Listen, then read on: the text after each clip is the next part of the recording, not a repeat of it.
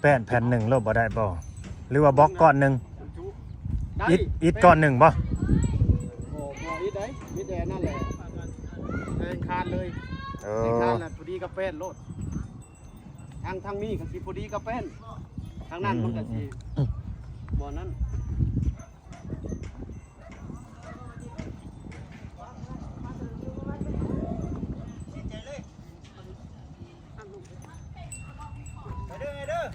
ไปดี เอาคือไปไวมาไวแท้ โอ้ยมาแต่หึงได้ โอ้ หึงแล้ว รถไฟใส่อยู่ในหาเข้าไปทางใดพวก ตามเลย เออ ตามเลยนั่นแหละ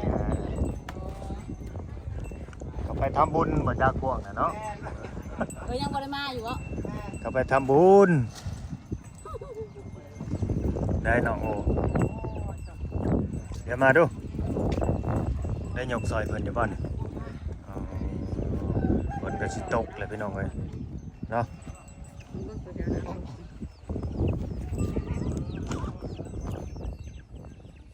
ฝนสิมาอะไรพี่น้องเอ้ยมืดมาแล้วทั้งหลังหูตึ๊ดตึงอยู่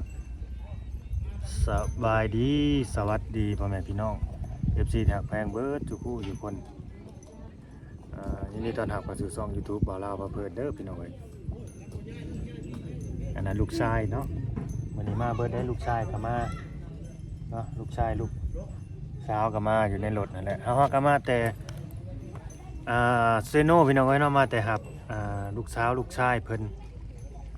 เนาะช่วงตอนบ่ายนะมันแดดแหละบ่าวลาวก็นั่งอยู่ก็อยากรับอันนี้ก็เลยเมื่องีบจักเล็กจักน้อยพี่น้องเอ้ยเนาะก็เลยมาบ่ทันทั้งสร้างเพิ่นเนาะตั้งเสาขึ้นเป็นทีเรียบร้อยแล้วแต่ว่ามาเบิ่งแบบว่าสูงเตียวอยู่ได้พี่น้องเอ้ยเนาะทั้งสูงทั้งใหญ่เนาะทั้งสูงทั้งใหญ่ทั้งยาวโลดบาดนี่นะเบิ่งเลยผู้ใดเข้ามาเบิ่งมาชมก็ฝากเบิ่งคลิปยาวๆนี่เด้อเนาะเป็นกำลังใจให้เด้อนี่เด้ที่แรกนะกาบ้านนี่ก็คือสิถือใจแบบผู้รักผู้ใหญ่เพิ่นแหละพี่น้องเอ้ยเนาะบ้านนี่เนาะเพราะว่ายับเข้าไปข้างในข้างหน้าบ้านนี่มีหน้าบ้านแบบว่ากว้างขวางนะเนาะบ้านนี่ทำเลดีเลยเดินข้างหน้านี่บักกว้างๆหนึ่งตอนนี้ก็ดีเนาะที่แรกก็มันแคบเด้ที่แรกนะสิอยู่วางนี้เนาะเพิ่นขุดนะก็ให้ย้ายไปหันอีก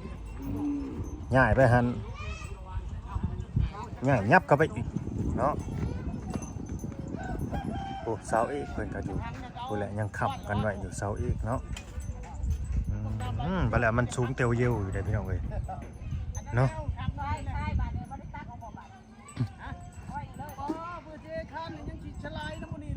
บ่ตักได้บ่จะบ่ตักเนาะสิตักมันออกเฮ็ดหยังเฮาบ่พอเพิ่นแหละบัดเทนี่สิเทขึ้นระดับใดนี่ประมาณ15ลิตรข้าวนี่แหละเพื่อเทพื้นนี่15ทีแล้วประมาณนี้แหละตัวนี้สูงครับมันโอ้ต่ำสุดแล้วเนี่ย เบิ่งตอนมันเทนี่คือสูงเนาะบัดเทขึ้นนี่ก็สิเทคานขึ้น15เซนซะบ่ให้จดรายการใหม่ให้นั่นแหละ รายการใหม่คักแน่ได้ มีโปรเจียบัน เกียร์น้ำเจ้าให้ดิ เกียร์อยู่ในรถนะ อยู่ในรถจะหน่อยยังแค่ว่าให้ จดให้ละเอียดในได้อันนี้จังแม่นพี่สังมายำมานี่อยู่ ตรงนี่ในหันกับพ่อเอามาเพิ่มหรือเป็นยังตรงก่อนใช้ตรงเงื่อนตัวนี้ปะในหันน่ะพ่อแต่พ่อชงนี่ก็ชง46แหละพ่อชงอะไร6นะฮะไม่ปะเก้าตรงฮัก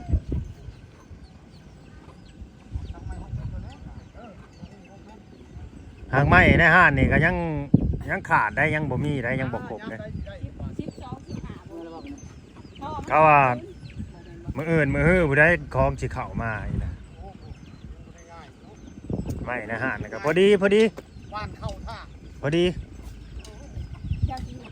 จ จ้าต่ำเอาเนาะฮะอ่ะครับมันมีโอ้ไรอันนี้ดับเลยใส่ค้าง9 เมตรตัดไม่9 เมตรได้หรอทันพอใส่ค้างแล้วเป็นเฮ็ดยังกับบ่ได้แม่นนั่นแหละเอาค้างคู่บ่ตัวนี้น่ะ 6 ตู้มาตัวนั้น6 ตัวได้อยู่แล้ว ค้างคู่ได้อีกดอก อันนี้ก็เจ้าอื่นขางเนาะแล้วตัวฟาดอันนี้คือเนาะแม่นบ่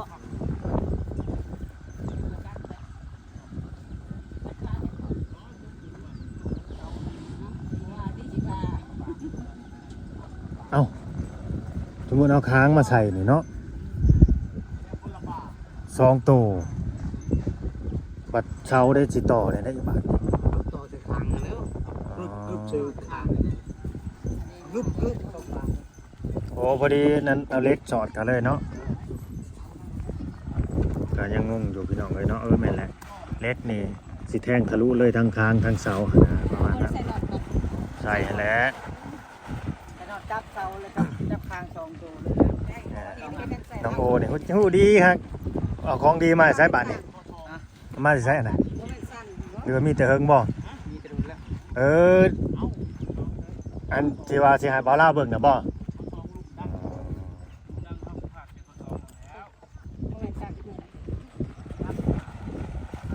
เป็นลมมาเลยเด้อพี่น้องไว้บาทนี่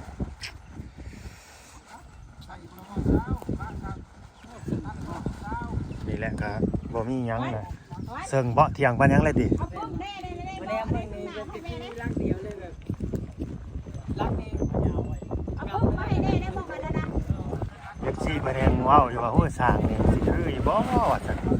บาดเจ้าพี่น้องเอ้ยสร้างประจำบ้านดงบางแนวเด้ออันนี้ก็กินมาหลายเท่าไรเลยได้นี่อันนี้ก็สิสร้างประจำเฮาแหละเพราะว่ามีเวียกมีหยังเอาเฮ็ดหยังก็เพิ่นก็ไปเฮ็ดนะ เวลาว่างนะสู้ให้มันน่ะมันเสมอกันดินเจ้าเองนี่ได้ให้มันงามก็เฮ็ดเอา มีแต่ จะเข้าคุดนี่มันได้คุดเข้า พุดชมร่องนี่ชมร่อง จะได้คุดไปแล้วล่ะ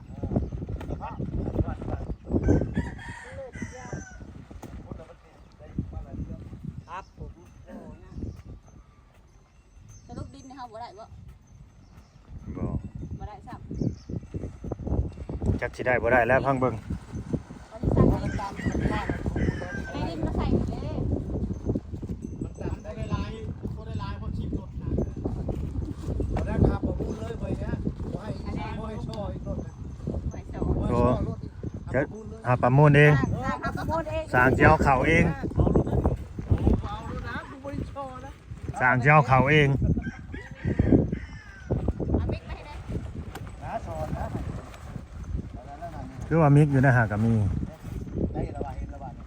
เดี๋ยวนั้นบ่ได้เดี๋ยวนั้นเขาอ่านออกแล้วนะ อ่ะ ถ้าเราเพิ่มอ่ะ ตัวใหญ่เลยวะ 12คน ตอนนั้นว่ากูเฮ็ดงานอยู่ไทยจบการบัญชีเขียนเราตีนเขียนเนี่ย ไปเขียนพุ่น น้ำกันทันแล้วมึงก็เขียนช่องแถว เดี๋ยวกูอ่านออกอีกที โอ้ตอนนั้นมันก็แบบ เขียนบอตัวหน้ามันน่ะเขาชัด ทีมงานเขาก็เริ่มทยอยเมื่อแล้วพี่น้องเลย เนาะสิเหลือแต่ 5 คูณ 15 คูณ15จักโตจักแมตก็เขียนออกไป ทางคือกันเดียวกันทางคือกันแหละทางอันนี้มันคือ เสียเสี่ยวเด้ เอาแล้ว แล้วก็เว่ากันเป็นกันเองกันเลยเนาะ เดี๋ยวบ่ถึงกันเด้ มีไปเป็นหน้ามีไปเป็น เนาะสำคัญ เนี่ยนั่นแหละจังบ่ลงรอยกัน สั่งกันบ่ได้อีก 7 เมตรอันนี้ก็จะบ่ได้ชั่วมันนั่นบ่เดียวและ7 เมตรยาว7 เมตรขีดไว้ขีดยาวนี่แหละ าโต แค่จะย่อจากโมงเนี่ยนะ เอาทั้งทางเลยอันเดียว โทรหาว่ามันติดเดี๋ยวเจ้าบ่ได้เปิดนิด โทรตอนโทรหาน่ะพ่อ ตอนน่ะบ่ ตอนนั้นแหละ บ่มีมีแต่4เม็ดเบิดน่ะแป้นน่ะแป้นมีแต่4เม็ดเบิดได้บ่มี 4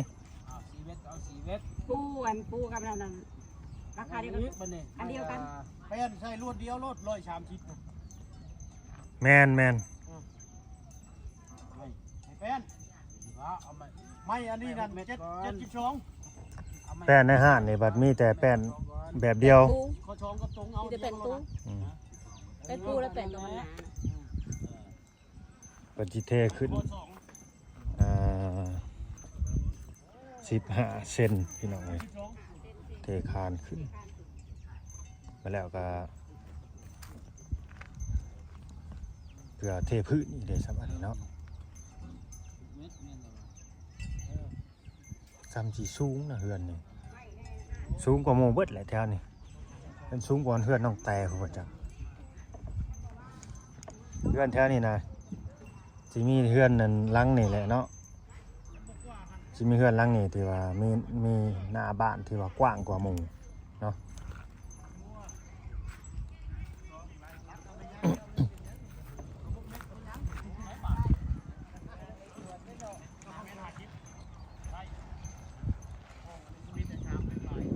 บ้านในทางนี้ก็กว้างไปหน่อยข้างนี่กว้างเนาะแปะดินข้างนี่นะทางเดินทางนี้คือกว้างเนาะ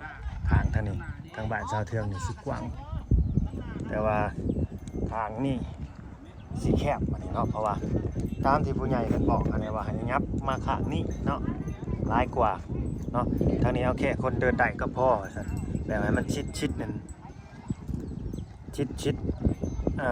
เขตแดนเลยจริงก็พอดีหลังคาตกลงไปอะไรพี่น้องเนาะพอดีหลังคาตกลงคอนมันนั่นแหละเนาะคือคอนเดือนแบบนี้แหละนี่มันคอนมันออกมาประมาณเมตรกว่าจากนี้ว่า70-80 เซนเนี่ยนะแบบนี้คอนมันสิตกลงมาคอนตกลงมาแล้วกูและคนก็ว่า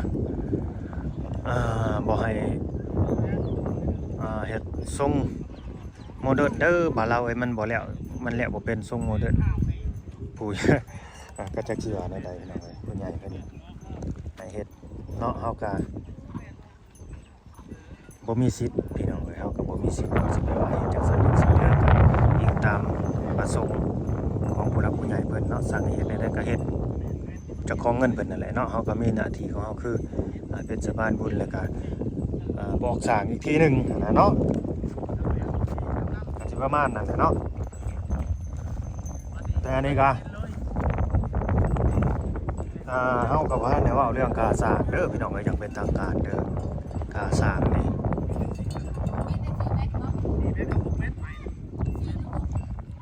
อยู่ไส4หรือ6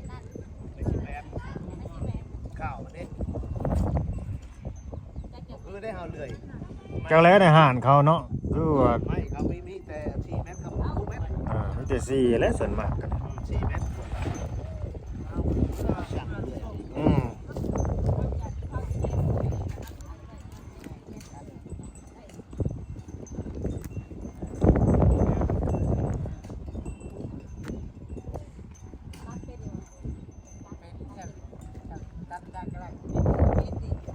ตันยังตันใหม่นะ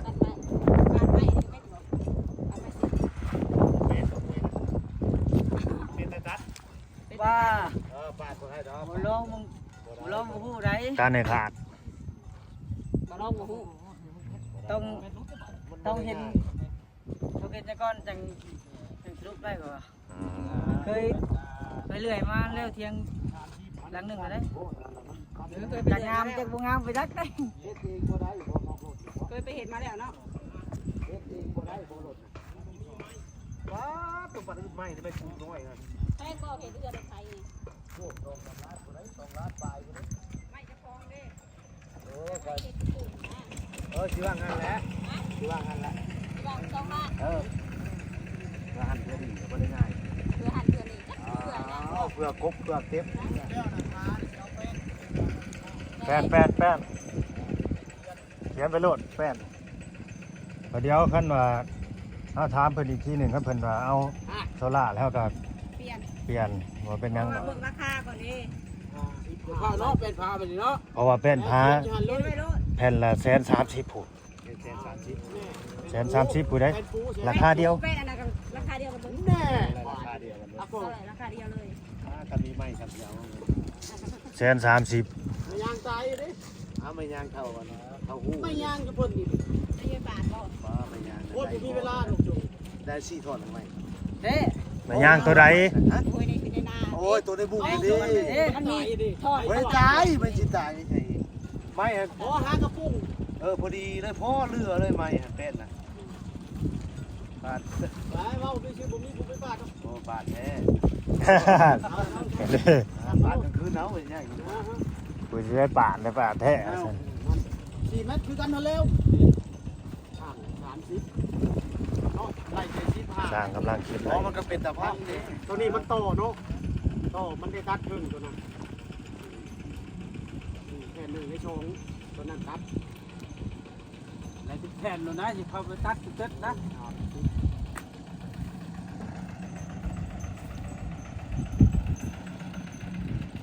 เขากันบริการเป็นเดือนนี้ก็ไปได้ให้เอามือทำมือกันแล้ว พากันโจก่อนเป็นหยังจะไปเลื่อยไม้ก่อนเป็นหยังไปตะลุมบอลเอาไม้ก็เป็นหยัง จับ2 มือ ไปรถไปจะไปไปรถไปเลย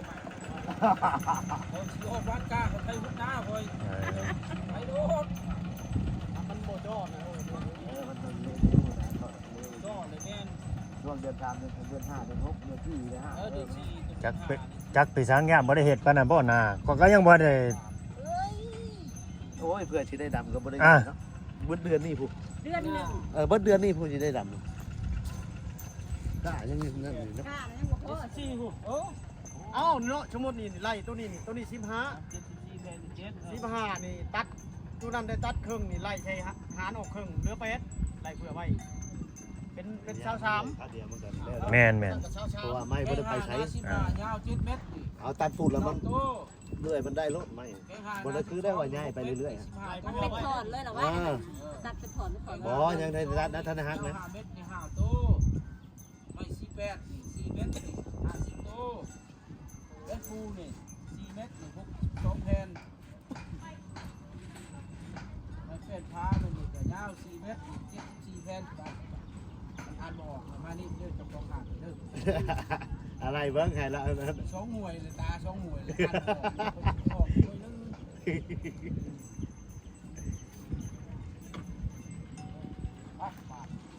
ใช่บ่ฮะ เอาไว้เด้อนี่ เปิดมึงก่อน สพนี่เข้าใจ เข้าใจที่ทางเลย ถามคนยังบ่ได้ยินนี่ ผู้สิเข้าใจอยู่บ่ปานนี่นะ กันละเอียดนั่นนี่ก็ ละเอียด บาง แล้ว อย่าง บาด มันบ่เข้าใจจักมันยังเป็นหยัง 5คูณนั่น5คูณนั่นนี่เข้าใจแล้วอันนี้นะ ไอ้คนบ่เคยเลื่อยไม้จดมันก็ไปทำไมเอา15แข้ง5 15แข้ง5ก่อนตายแล้วเอาแข้ง5ก่อน มันงงว้าวหัวมันบ่เคยเลื่อยไม้มีเลื่อยมือดิใส่เนาะไอ้นั่นนะ ตัวนี้คืออันนี้คือสิไปสั่งอยู่หั่นมันเนาะตัวนี้เนาะบ่เกี่ยวกับอยู่ในเฮือนตัวนี้เนาะ เกี่ยว เกี่ยวกับเดือนไหน มันเป็นน้อยนะในเรื่องยังไม่แก่มาอยู่ เกี่ยวกันเลยนี่ขนาด ไม่ นี้ ตรงไม่ติ่งนี่บ่ได้ง่ายเนาะมันลดโอ้เปลืองนี่จังนี่เพื่อนนี่เปลือง ขนาดซ้ำนี่นะเขาให้เขาไล่เขาข่าวยังชาวปลายล้านนะ เอาจ้อยเด้ ชาวเก่าล้านเลยได้ไล่เขาข่าวแต่ยังบ่ทันได้เบิดนี่ ยังบ่ไล่เลย ยังไม่ได้ไรเบิด ชาวเก่าล้าน รวมแล้วเกือบ30พุ่น ตามที่ปลายพุ่นแล้ว มัน เฉ ก็ พาะไม้นี่ 100กว่าแผ่นน่ะไล่มึงดูแผ่นละแสนปลาย แต่ละ130 130แผ่นเด้อ เป็นน่ะ10ปลายล้าน 10กว่าล้าน นั่นกันจ้างนี่เพิ่นบ่ได้แพงกว่านั้น อืม บ่ได้แพงจะได้จ้างบ่คือบ่แพง ไม่เพิ่นก็เอาแสนสิบคือเก่าแล้วแผ่นนี่ก็ได้ สูงสุดนี่บ่เกิน80,000นี่ว่าเชิดช้านี่ ได้เงิน 80,000 น้ำ ได้เงินนั้นนี่ เออ แต่ว่ามันหักคือว่านั่นจนมันเจาะนะอย่างน้อย บ่ได้เงินบ่ กันว่าเอาข้างนี้ไม่ย่างนั่นชามือลำนั้น อืม จากของน้อยชามือ ไม่ย่างเลยหึมเงิน ชามือ 30,000เลย กันเป็นฮอด ต่อป้า เดี๋ยวบ่ฮอด ดูแลเขาปลาแล้วนี่ เอามันไปทางหน่อย เหมือนเลยได้ เมื่อเลยดิ ชายนี่ก็บ่เอาเนาะ โอ้ยติดแล้วนะไปนี่แท้ไปนี่ นายมุ้ยเอาเข้าไว้ โอ้ไม่ย่างคึกไม่ย่างเป็นปูเป็นพาเรียบร้อยเลยจบ อันนี้นายมุ้ยเข้าไว้เนาะ ไม่ย่างลำนั้นทอนนึงสิได้บ่เฮ้ย30โอ้ยได้บ่30แผ่นทอนลำนั้น ลำได้ลำไผ่รวม ไผรวม ว่าเด้อ เกือบ ประมาณอยู่25แผ่น มันหยัง ทอนโกกอ่ะ อายุ30 สร้างนี่เป็นเบิดได้พี่น้องเลยเลื่อยไม้ซอยไม้สร้างมาลาวนี่เนาะเป็นเบิดทุกอย่างเลื่อยไม้ซอยไม้ตัดไม้เฮ็ดเทือนก็บางทีก็เป็นเบิดในเฮือนไม้เฮือนปูนเนาะโอเคเด้อพี่น้องเด้อเนาะก็สิได้จบคลิปไว้สำนี้เนาะเดี๋ยว EP ต่อไปหาสิมาแจ้งค่าสร้างเด้อพี่น้องเด้อเนาะแจ้งค่าสร้างนั่นแหละเนาะขอบคุณเด้อ FC ที่เข้ามาเบิ่งมาชมฝากกดไลค์กดแชร์กดติดตามพี่น้องเลยเนาะก็ดีแม่แบ่งปันกันเด้อพี่น้องเนาะเสาเอกเฮานี่คือยังค้ำหน้าค้ำหลังเพิ่นเป็นจังได๋งานมันบ่แน่นบ่เสาเอกเสาโทเนาะสบายดีน้องอวยเลย